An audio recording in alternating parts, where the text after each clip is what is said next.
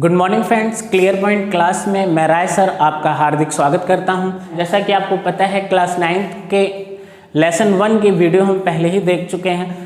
Lesson 1 का part 1 और part 2 हमारे यूट्यूब चैनल पे आपको मिल जाएगा। हमारे चैप्टर का नाम है physical features of India. Class 9th में जो हमारा लेसन है वो लेसन 2 है आपका फिजिकल फीचर्स ऑफ इंडिया। अब अगर हम बात करें फिजिकल फीचर्स ऑफ इंडिया की, तो हमें सबसे पहले समझना पड़ेगा कि फिजिकल फीचर्स होते क्या हैं। जैसे कि जियोग्राफी में स्टडी करने के लिए जो जियोग्राफर्स हैं उन्होंने क्या किया कि अलग अलग एरिया को अलग अलग तरीके से पढ़ने के लिए फिजिकल फीचर्स में किसी भी एरिया को बांट दिया। जैसे कि आपको पता है कि हमारी जो अर्थ सरफेस है वो एक जैसी हर जगह प्लेन नहीं है। कहीं पर ऊंचे ऊंचे माउंटेन्स हैं, तो कहीं पर प्लेट्यूज हैं, तो कहीं पर आप देख रहे होंगे वैलीज हैं, कहीं रिवर्स हैं, कहीं पर सी है। तो अलग अलग तरह के जो लैंड फॉर्म हैं, तो उनके हिसाब से किसी भी एरिया को पढ़ने के लिए जियोग्राफर्स ने उनको अलग अलग पार्ट में बांट दिया। उसके आधार पर उन्हीं पहाड़ों के आधार पर, पठारों के आधार पर, नदियों के आधार पर उनके अलग अलग हिस्से बना दिए। तो इंडिया जो है इंडिया काफ़ी वास्ट कंट्री है, काफ़ी बड़ा है। एरिया के हिसाब से 32 लाख वर्ग किलोमीटर से ज़्यादा का एरिया भारत के पास है। तो भारत को जियोग्राफी में अध्ययन की दृष्टि से अलग अलग पार्ट में बांटा गया है। अगर हम फिजिकल डिवीजन की बात करें तो भारत को 5 फिजिकल डिवीजन में बांटा गया है। तो भारत को मेनली 5 पार्ट में बांटा गया है। कितने पार्ट में? 5 पार्ट्स में। अब वो 5 पार्ट्स कौन कौन से हैं? पहला पार्ट जो है वो आपका है द नॉर्दर्न हिमालय। पहले हम इनके नाम देख लेते हैं, फिर उसके बाद हम एक एक फिजिकल पार्ट को उठाएंगे और फिर उसकी डिटेल स्टडी करेंगे। ठीक है, तो पहला पार्ट है आपका द नॉर्दर्न हिमालय रीजन। उसके बाद सेकंड जो पार्ट आता है आपका वो है आपका द नॉर्दर्न प्लेन कह सकते हैं हम, उत्तरी मैदान, नॉर्दर्न प्लेन। थर्ड पार्ट आता है आपका, तीसरा पार्ट जो है आपका वो है आप पेनिसुलर प्लेटू। और उसके बाद फोर्थ पार्ट आपका आता है the Indian desert, the great Indian desert भी आप कह सकते हैं, द ग्रेट इंडियन डेजर्ट। उसके बाद अगर हम 5th पार्ट की बात करें तो 5th पार्ट हमारा द कोस्टल प्लेन,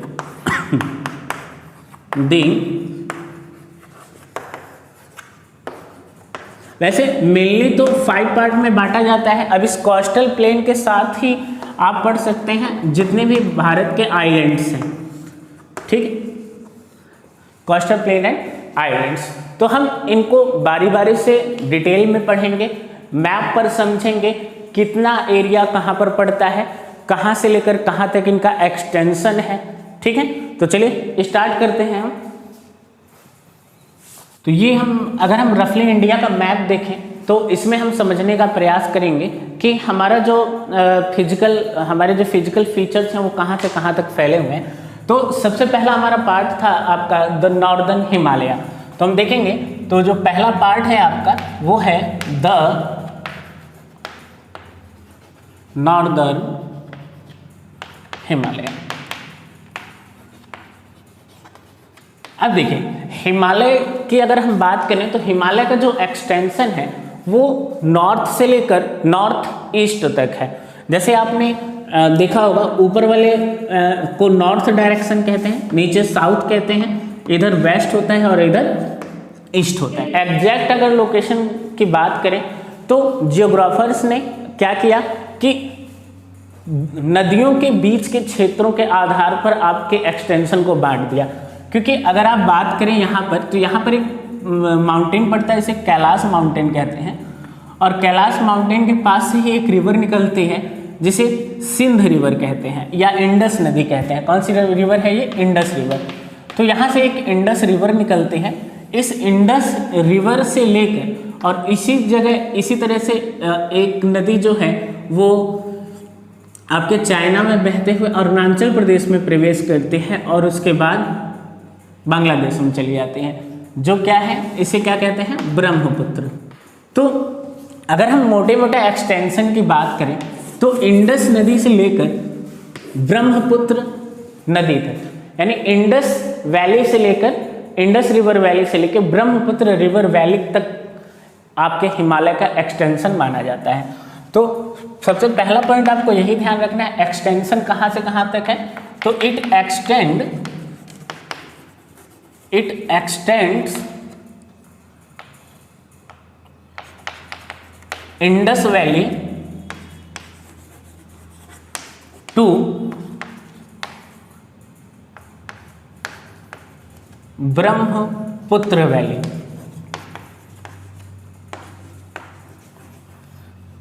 तो अगर हम हिमालय के विस्तार की बात करें तो हिमालय का विस्तार नॉर्थ में इंडस वैली से लेकर ईस्ट में कहाँ तक है, ब्रह्मपुत्र वैली तक, ठीक है। और जो हिमालय जो है वो एक बो के आकार में फैला हुआ है, एक जैसा नहीं है।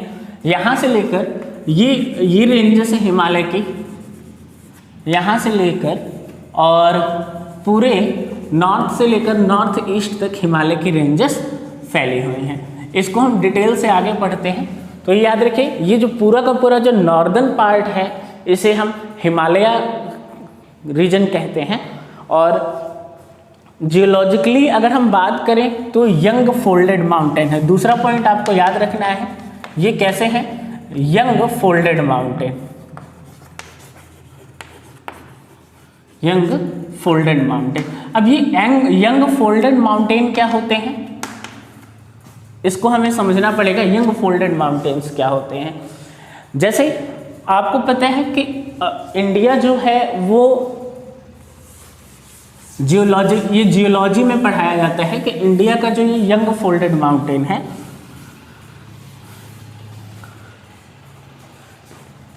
यंग फोल्डेड माउंटेन्स क्या होते हैं इसको समझ लेते हैं।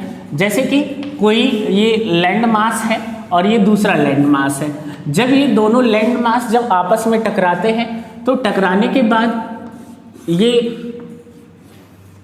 जब टकराएंगे तो इनका ये हिस्सा ऊपर उठना शुरू होगा, ये वाला हिस्सा, तो ये फोल्ड होते जाएंगे। जैसे दो लैंड मास जब आपस में टकराएंगे, टकराने के बाद अगर वो उन दोनों की डेंसिटी एक है तो वो एक जगह नहीं रहेंगे, वो धीरे धीरे क्या होकर ऊपर उठते चले जाएंगे।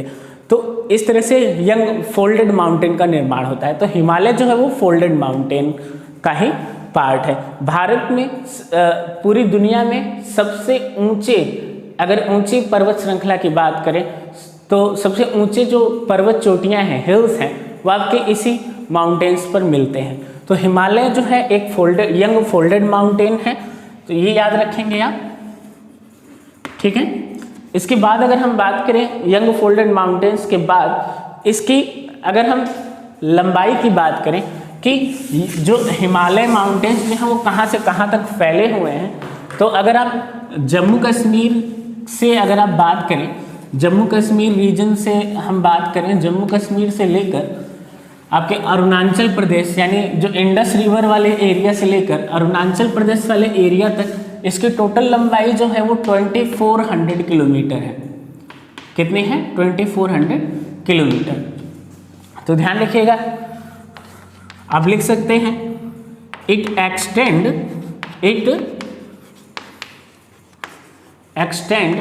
2400 किलोमीटर नॉर्थ टू, कहाँ पर, ईस्ट डायरेक्शन।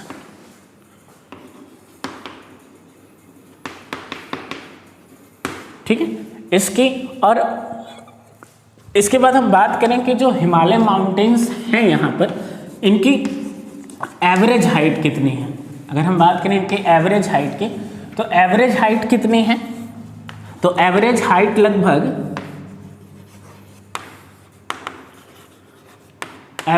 लगभग आपकी 6000 मीटर मानी जाती है। 6000 मीटर ये एवरेज है। बाकी बहुत सारी हिल्स जो हैं वो 8000 मीटर से भी ऊपर हैं, लगभग 8 किलोमीटर से ऊपर। और अगर हिमालय की सबसे ऊंची चोटी जो है आपकी माउंट एवरेस्ट। माउंट एवरेस्ट की ऊंचाई जो है वो दुनिया की सबसे ऊंची पर्वत चोटी है और जिसकी ऊंचाई 8,848 मीटर है, 8,848 मीटर है।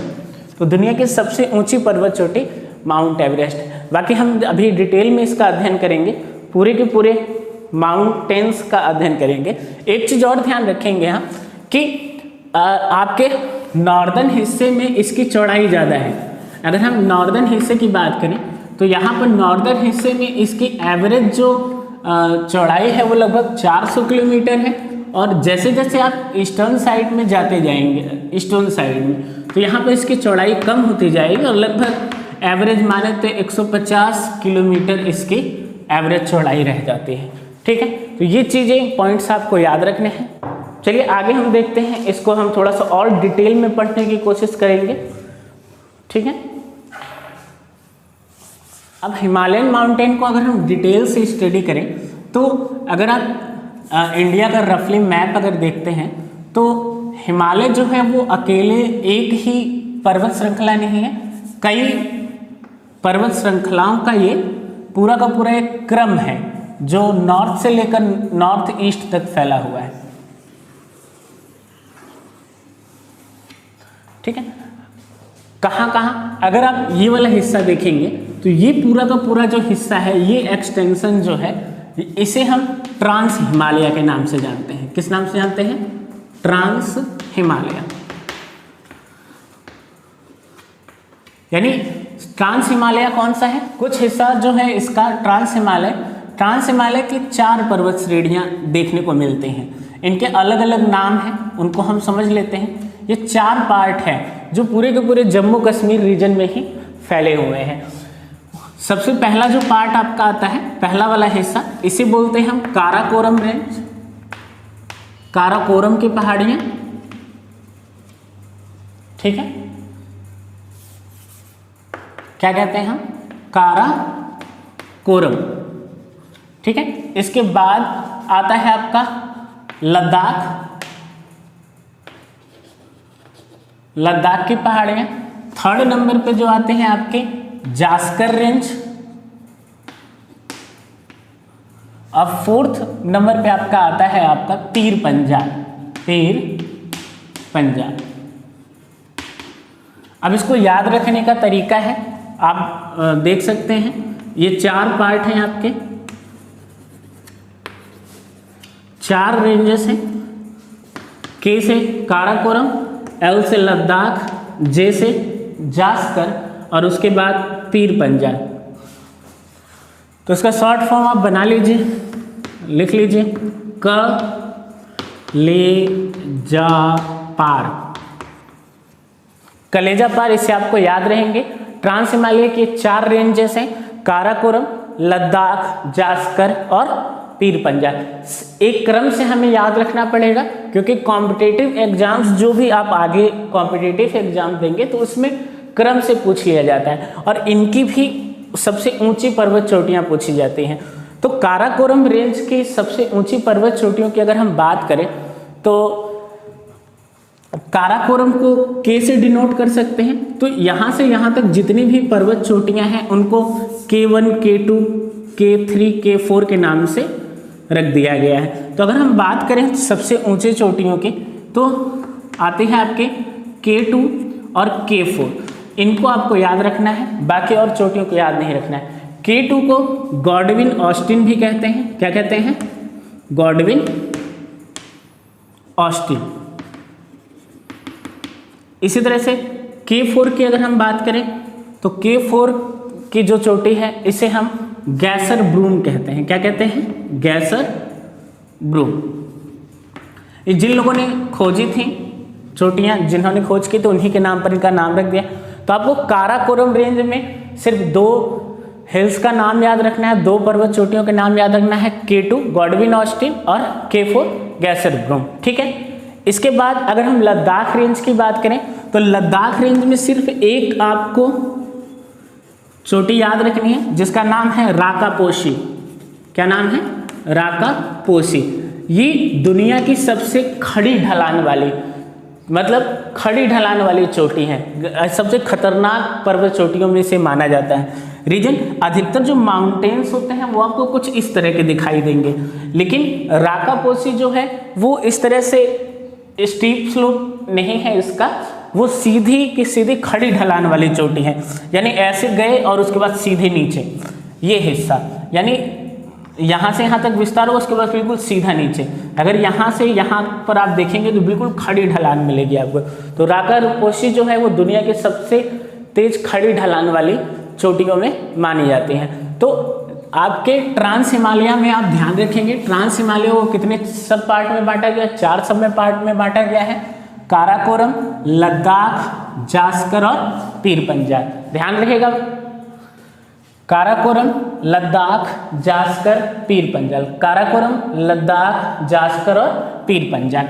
अब काराकोरम रेंज की सबसे ऊंची कौन सी 2 चोटियां मैंने बताई आपको, 2 चोटियां कौन कौन सी हैं आपकी, K2 K4, K2 K4, K2 Godwin Austen, K4 गैसर group, K2 Godwin Austen और K4 आपका गैसर ग्रुप।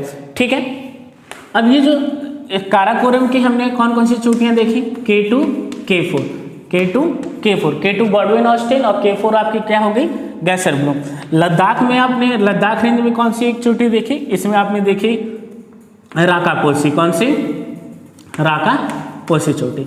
ठीक है, तो ये आपके मेन हिल्स हो गए।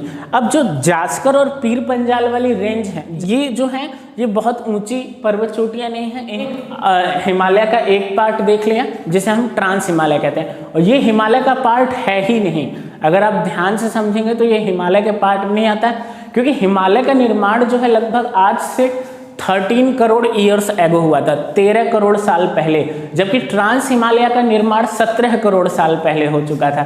17, हाँ लगभग 16-17 करोड़ साल पहले हो चुका था।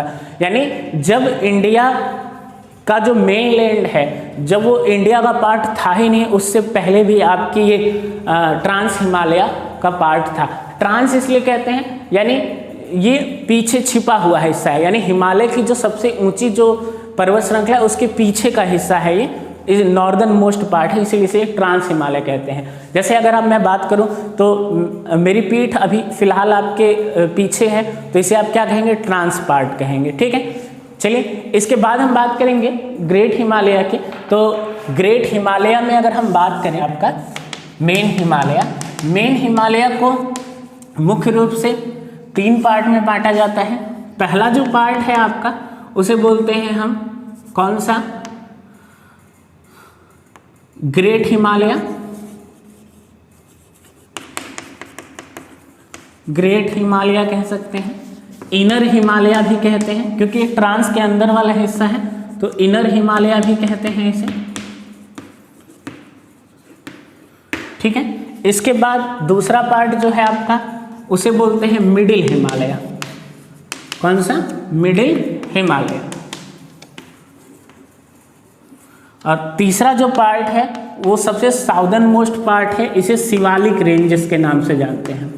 किस रेंज से, शिवालिक रेंजेस, शिवालिक रेंज के नाम से जानते हैं। तो अगर इनकी हम स्थिति की बात करें कहाँ पर हैं ये, तो आप देखेंगे जम्मू कश्मीर के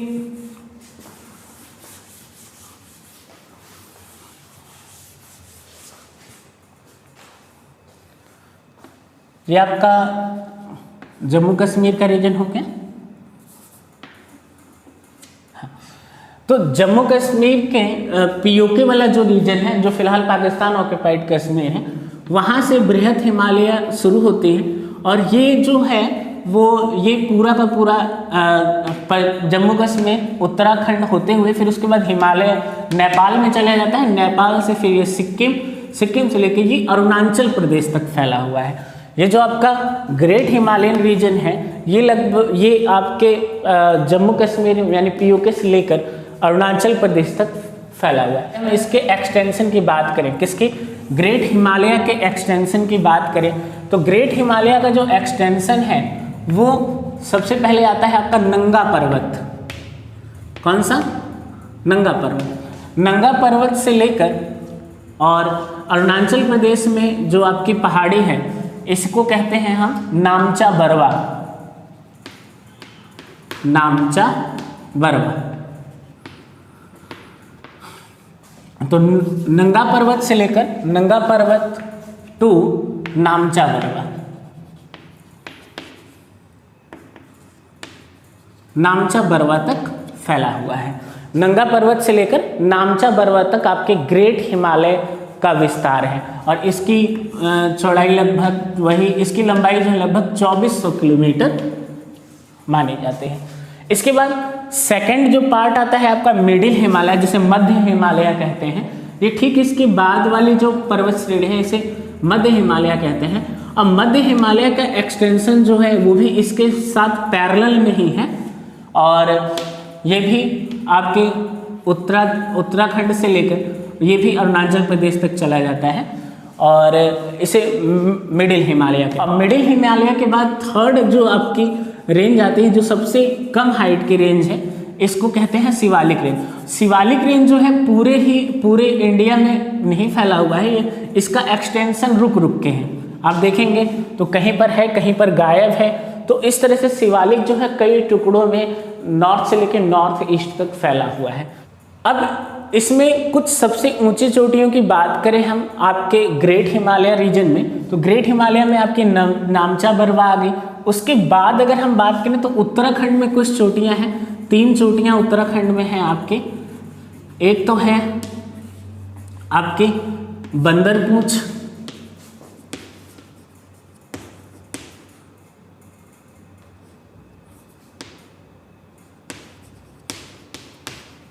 उसके बाद आते हैं आपके कामेत। अब जो बंदरपूछ और कामेत के बीच में है जितने भी आपके तीर्थ स्थल हैं और जो भी नदियां निकलती हैं, जैसे गंगा निकलते हैं, यमुना निकलते हैं, तो गंगोत्री, यमुनोत्री, केदारनाथ, बद्रीधाम, त्रिशूल पहाड़ी भी इन्हीं 2 पहाड़ियों के, इन 2 पर्वतों के मध्य में आते हैं। कौन कौन से क्षेत्र इन दोनों के मध्य में आते हैं तो आप ध्यान रखेंगे कौन कौन से, गंगोत्री, यमुनोत्री,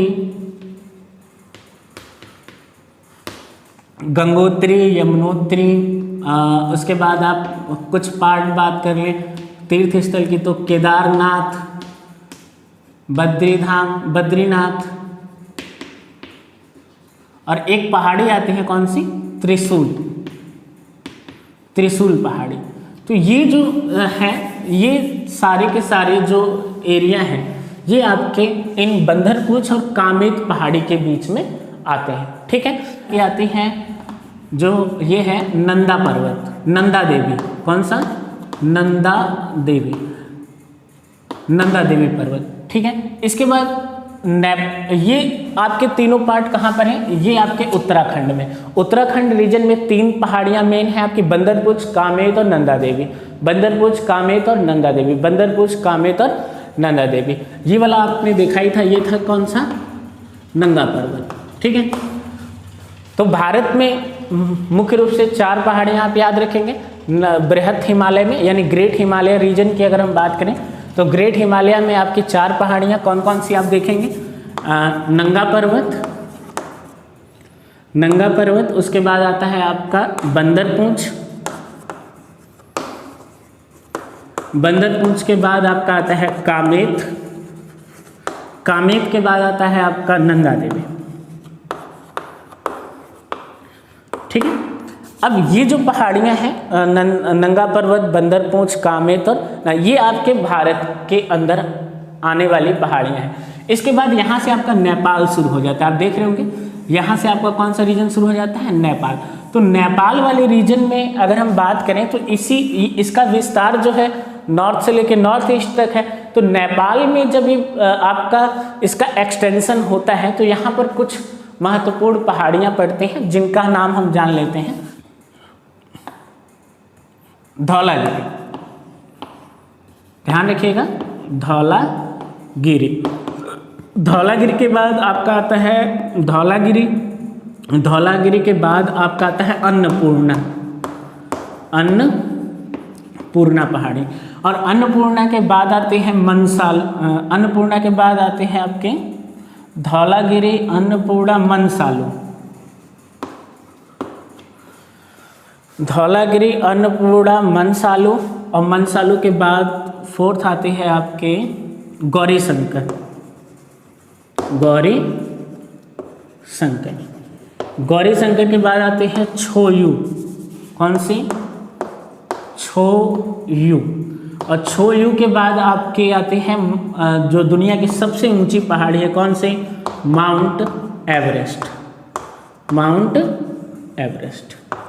ठीक है, तो 5 पहाड़ियाँ आपको याद होगी। पहले आपकी आ गई धौलागिरी, दूसरे नंबर पे आ गई अन्नपूर्णा, अन्नपूर्णा के बाद आ गई आपकी पहाड़ी कौन सी? मनसालू। उसके बाद गौरी शंकर, गौरी शंकर के बाद छोयू, और यहाँ पर कौन सा आ गया आपका? Mount Everest. ठीक है, इसके बाद अगर हम इंडिया में फिर से वापस आए, सिक्किम में, सिक्किम में फिर से एक पहाड़ी आ जाती है जो भारत में ही पड़ती है। सिक्किम भारत का ही अभिन्न अंग है, तो इसमें आपके आ जाती है कंचनजंगा। कौन सी? कंचनजंगा। ठीक है, तो ये हमारा पहला पार्ट ग्रेट हिमालय आपका कंप्लीट हो गया। ठीक है, ग्रेट हिमालय में हमने देखा जो इसे ये आपका ट्रांस हिमालय के साउदर्न पार्ट में पड़ता है, ट्रांस हिमालय के साउदर्न पार्ट में, और इसका विस्तार जो है नंगा पर्वत से लेकर नामचा बरवा तक है। अरुणाचल प्रदेश में कौन सी पहाड़ी है ये? नामचा बरवा, नामचा बरवा तक। ठीक है, नामचा बरवा तक है। इसके बाद अगर हम बात करें इस पर कौन कौन सी पहाड़ियाँ पड़ती हैं, तो जो हिस्सा भारत में है, उत्तराखंड वाला जो हिस्सा है, उत्तराखंड में यहाँ पे 3 मुख्य पहाड़ियाँ हैं। कौन कौन सी? बंदरपूंछ, कामेत और नंदा देवी। कौन कौन सी? बंदरपूंछ, कामेत और नंदा देवी। इसके बाद जो है आपका नेपाल शुरू हो जाता है। कौन सा शुरू हो जाता है? नेपाल। तो नेपाल में जो हिमालय का हिस्सा पड़ता है उसे नेपाल हिमालय कहते हैं। और इस नेपाल हिमालय में आपकी 5 पहाड़ियाँ आपको याद रखनी है। कौन कौन सी? धौलागिरी, अन्नपूर्णा, मनसालू, गौरी शंकर, छोयू। और उसके बाद दुनिया की जो सबसे ऊंची पर्वत चोटी है कौन सी? Mount Everest. वो भी कहाँ पड़ती हैं आपकी? नेपाल हिमालय में ही पड़ती हैं। उसके बाद फिर से सिक्किम आ जाता है आपका, नेपाल हिमालय के बाद फिर सिक्किम। सिक्किम में जो भारत की सबसे ऊंची चोटी है वो कौन सी है? कंचनजंगा। और लास्ट आपका नामचा बरवा। तो मुख्य रूप से आपको इतने पहाड़ों को याद रखना है: नंगा पर्वत, बंदरपूंछ, कामेत, नंदा देवी, कंचनजंगा, धौलागिरी, अन्नपूर्णा, मनसालू, गौरीशंकर, छोयू और माउंट एवरेस्ट। ठीक है, इसके बाद हम बात करेंगे आपके मिडिल पार्ट की, और उसके बाद थर्ड जो आपका आता है हिमालय का ही क्षेत्र जिसे हम शिवालिक रेंजेस कहते हैं, उस पर हम चर्चा करेंगे। ठीक है, ठीक है। अब देखें, हमने जो पढ़ा था ये ऊपर वाला हिस्सा हमने देख लिया था, ट्रांस हिमालय का। उसके बाद जो हमने रेंज देखी थी कौन सी थी? ये आपकी ये वाली रेंज जो आपने देखी थी ये थी आपकी इनर हिमालय या ग्रेट हिमालय कहते हैं। इसे क्या कहते हैं? इनर हिमालय। इससे पहले जो हमने पढ़ा था इनर हिमालय कहते हैं, या क्या कहते हैं हम? ग्रेट हिमालय। ठीक है, ग्रेट हिमालय। इसके बाद ठीक इसके साउदर्न पार्ट में तो आप लिख सकते हैं द साउदर्न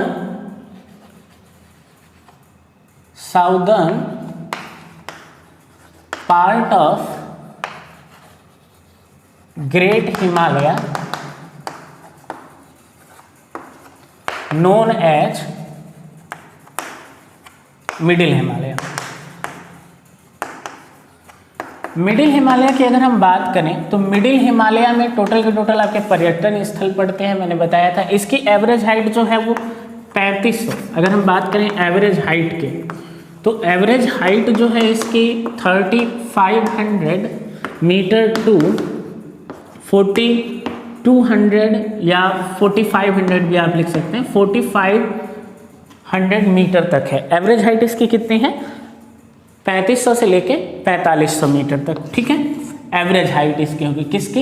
ये जो आपकी सेकंड वाले जो आपके मिडिल हिमालय है। कौन सा हिमालय है?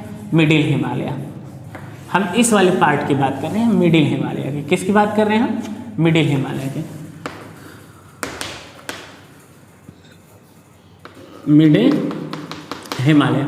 अब इसमें आपको इनर हिमालय या ग्रेट हिमालय ऊंची ऊंची चोटियाँ नहीं हैं आपकी, जो हमने आपके ग्रेट हिमालय पड़े उतनी ऊंची ऊंची चोटियाँ नहीं हैं।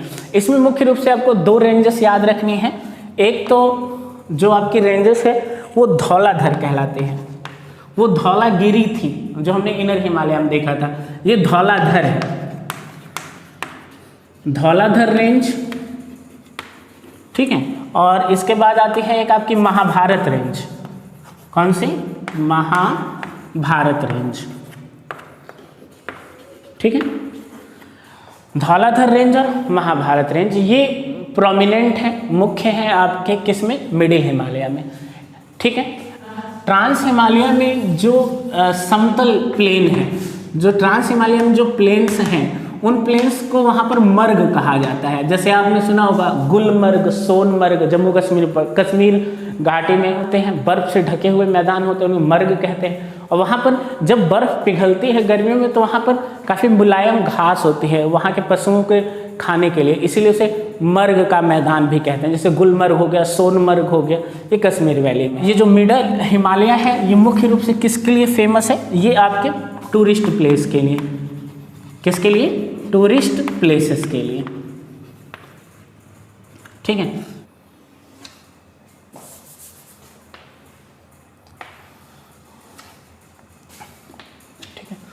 शिवालिक रेंज जो है सबसे ऊपर हो गया आपका ये ट्रांस हिमालय, ठीक है। ट्रांस हिमालय के बाद आपका आ गया इनर हिमालय, इनर हिमालय के बाद आ गया मिडिल हिमालय, सबसे नीचे सब साउदर्न मोस्ट, तो आप लिख सकते हैं southern most part of Himalaya, southern most part of Himalaya known as Shivalik ranges, Shivalik ranges, ठीक है। शिवालिक रेंजेस जो है वो आपके हिमालय के सबसे दक्षिणी हिस्सा जो है आपका सबसे साउदर्न मोस्ट पार्ट है। इसे आउटर मोस्ट रेंज भी कहते हैं। किस नाम से जानते हैं? आउटर मोस्ट रेंज के नाम से भी जानते हैं। इसकी ऊंचाई बहुत ज़्यादा नहीं है क्योंकि यहाँ से पहाड़ों की शुरुआत होती है। तो एक तो इसे आप लिख सकते हैं आउटर रेंज, क्या कह सकते हैं हम? आउटर रेंज, ठीक है। और इसकी एवरेज हाइट की अगर हम बात करें, एवरेज हाइट की, तो 900 मीटर टू 1100 मीटर तक है, ठीक है। 900 मीटर से 1100 मीटर। अब ये जो शिवालिक रेंजेस हैं वो आपकी क्रमबद्ध श्रृंखला नहीं है, ये बीच बीच में टूटे, जैसे यहाँ पर है फिर कुछ हिस्सा गायब हो गया, कि उसके बाद फिर है, फिर कुछ हिस्सा गायब हो गया, फिर आसाम में आ गया, फिर यहाँ पर आ गया। तो इस तरह से ये कई टुकड़ों में ये श्रृंखला फैली हुई है, शिवालिक रेंजेस हैं। क्योंकि जो भी आपकी नदियाँ हैं वो आपके ग्रेट हिमालय से निकलते हैं, और ग्रेट हिमालय से निकलने वाली जो नदियाँ हैं वो इन पहाड़ों को काटते हुए आती हैं, तो इसलिए बीच बीच में शिवालिक रेंजेस नहीं है, तो नदियों ने उनको काट कर अपना रास्ता बना रखा है। अब मिडिल हिमालय और इसके बीच में, अब यहीं पर जो पर्यटन स्थल हैं वो आपने देखा वो मिडिल हिमालय में थे। इसके बाद ये जो जितने भी शिवालिक रेंजेस में जो 1100 मीटर की ऊंचाई तक जो आपके 1100 मीटर तक ऊंचाई तक के जो आपके घाटियाँ मिलती हैं उन्हें क्या बोलते हैं? दून की घाटियाँ कहते हैं। जैसे मैंने पहले ही बताया था आपको, मिडिल हिमालय और शिवालिक रेंजेस के मध्य में आपकी दून की घाटियाँ पड़ती हैं, जैसे देहरादून, पाटलिदून, ये सारी आपके कहाँ पड़ते हैं? मिडिल हिमालय और शिवालिक रेंजेस के बीच में पड़ते हैं, ठीक है। अब इसके बाद अगर हम बात करें तो इसका जो विस्तार है शिवालिक रेंजेस का वो आपके नॉर्दर्न ईस्ट पार्ट में भी हुआ है, लेकिन नॉर्दर्न ईस्ट पार्ट में इसको अलग अलग नामों से जाना है। तो ये वाला जो हिस्सा है, इस वाले हिस्से में इनको अलग अलग नाम, क्योंकि इनकी श्रृंखलाएं बहुत ज़्यादा है। जैसे अगर आप बात करें, मी पहाड़ियाँ हैं, आबेर पहाड़ियाँ हैं, पटकाई बूम है, ये सारी पहाड़ियाँ यहाँ पर पाई जाती हैं, ठीक है। इसके बाद यहाँ आने के बाद फिर ये पहाड़ियाँ यहीं रुकती नहीं हैं, इनके एक रेंजेस जो है शिवालिक की वो चली जाती हैं आपके म्यांमार और इंडिया का बॉर्डर बनाती हैं। इनको हम क्या कहते हैं? अराकान और योमा की पहाड़ियाँ। क्या कहते हैं? अराकान और योमा की पहाड़ियाँ, ठीक है। अराकान योमा की पहाड़ियाँ ये भारत और म्यांमार के बीच में क्या बनाते हैं? बॉर्डर बनाते हैं। उसके बाद हम बात करें तो अरुणाचल प्रदेश के पूर्व में, सबसे पूर्व में ये है आपकी कौन सी पहाड़ी, पटकाई बूम। कौन सी है ये, पटकाई बूम, फेमस पहाड़ी है ये पटकाई बूम। उसके बाद मेघालय में 3 पहाड़ियाँ हैं, कौन कौन सी, एक तो है गारो, खासी और जयंतिया। कौन कौन सी, गारो, खासी और जयंतिया। अब इन्हीं तीनों पहाड़ियों के बीच का क्षेत्र है जहां पर दुनिया की सबसे ज़्यादा बरसात होती है। कौन सी, मानिसराम और चेरापूंजी। मानिसराम और चेरापूंजी इन्हीं मेघालय के इन्हीं 3 पहाड़ों के बीच का क्षेत्र है, जिसे हम दुनिया का सबसे क्या कहते हैं, दुनिया का सबसे ज़्यादा बरसात वाला क्षेत्र कहते हैं। ठीक है, तो अरुणाचल प्रदेश में की पहाड़ियाँ हो गई, उसके बाद फिर ये पटकाई बूम हो गई, फिर नागालैंड में नागा हिल्स हो गई, मिजोरम में मिजोरम। अब इन पहाड़ियों का विस्तार यहीं तक नहीं रुका, इसके बाद ये समुद्र में सबमर्ज्ड हो जाते हैं और फिर कहाँ निकलते हैं, आपने देखा होगा इंडिया के सबसे लास्ट में ये इधर ये पहाड़ियाँ जो हैं, इसके बाद कहाँ निकलते हैं, अंडमान और निकोबार की पहाड़ियाँ। तो अंडमान और निकोबार जो आपके आइलैंड्स हैं वो इन्हीं का एक्सटेंशन है, शिवालिक पहाड़ियों का ही एक्सटेंशन है। कौन सा, अंडमान निकोबार। बीच में ये पहाड़ियाँ क्या हो जाती हैं, सबमर्ज हो जाती हैं। तो शिवालिक पहाड़ियों का जो एक्सटेंशन वो काफ़ी नॉर्थ से लेकर नॉर्थ ईस्ट तक है। उसके बाद फिर वहाँ से मुड़ जाती हैं पहाड़ियाँ, ये वो मुड़ने के बाद अंडमान निकोबार तक ये चली जाती हैं, समुद्र के अंदर सबमर्ज्ड होकर चली जाती हैं। और यहाँ पर जो हिस्सा बाहर की तरफ निकला होता है उसी को हम अंडमान और निकोबार आइलैंड्स के रूप में देखते हैं। आगे हम पढ़ेंगे आइलैंड्स में, तो उसके बाद डिटेल में हम पढ़ेंगे। ठीक है, तो आज हमारा जो है वो हिमालयन वाला हिमालय रीजन कंप्लीट हो गया। कल हम नॉर्दर्न प्लेन्स की बात करेंगे। एनसीईआरटी क्लास के 9th क्लास का कंप्लीट सिलेबस कराने का प्रयास करूँगा मैं। तो ज़्यादा से ज़्यादा आप सभी चैनल को सब्सक्राइब करें। धन्यवाद।